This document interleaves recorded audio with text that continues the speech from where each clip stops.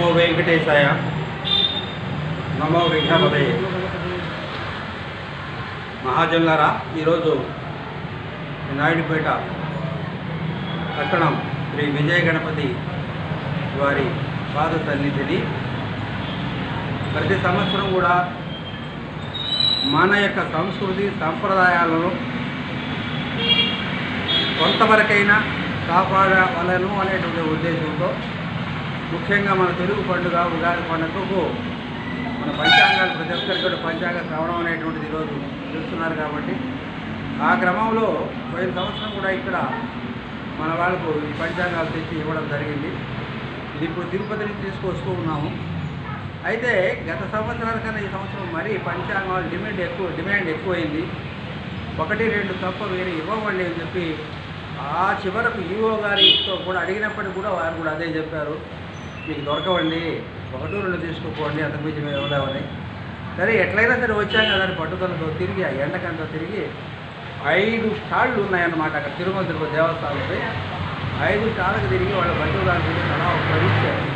అది కూడా జాగ్రత్తగా పెట్టుకొని కనిపిస్తే చేస్తారు. సీసీ కెమెరాలు ఉన్నాయి, అలాగే తీసుకొచ్చాము.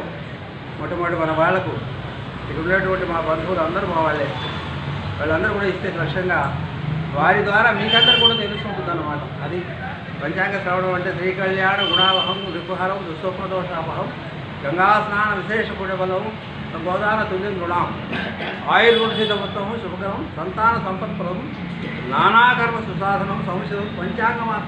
పంచాంగం విన్నట్లయితే చెప్పేటప్పుడు విన్నట్లయితే ఇలాంటి గురువుగారు చెప్పేటప్పుడు దాని యొక్క ఫలితం అనేది అంత గొప్పగా ఉంటుంది. కాబట్టి ఆ రోజు తప్పనిసరిగా మీరందరూ కూడా పంచాంగ పూజ చేసుకోండి, మన వాళ్ళ దగ్గరికి రండి, ఆ పంచాంగ విషయాలు తెలియజేస్తారు.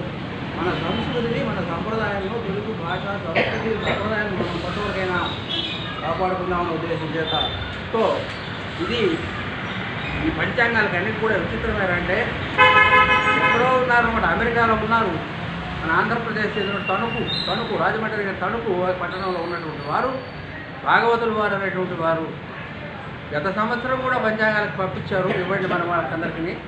ఈ సంవత్సరం కూడా పొద్దున వెళుతున్నానంటే వెంటనే పంపించారు, ఫోన్పే చేసి పంపించారు మా మాధవి గారిని.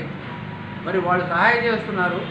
వాళ్ళు చేసినటువంటి సహాయాన్ని మనందరికీ కూడా మన వాళ్ళందరికీ కూడా చెందాలనే ఉద్దేశం చేత ప్రారంభించాము.